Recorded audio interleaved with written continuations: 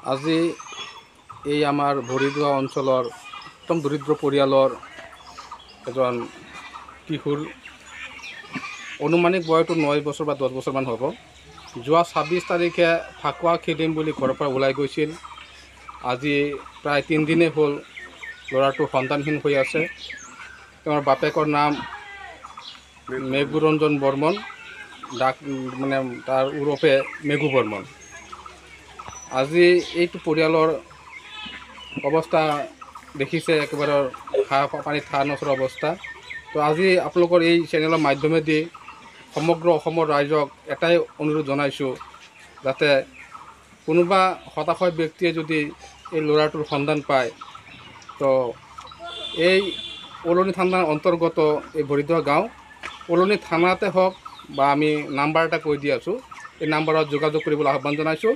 নাম্বাৰটো হৈছে 9365833813।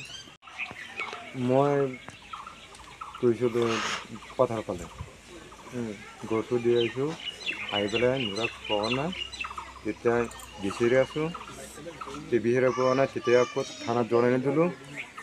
থানাত জনাই দিলে থানা ঘৰত মই অলপ চাম, তই অলপ শুই আছা বিচাৰি তই। মই পথাৰত গৈছিলোঁ, গৰু ছাগল আছে, খেতি আছে। আপোনাৰ ল'ৰাটো ক'ত গৈছিলে? মোৰ ঘৰতে আছিলে। স্কুল পঢ়ি আছে? স্কুলতে যোৱা নাই, স্কুল বন্ধ দিছে।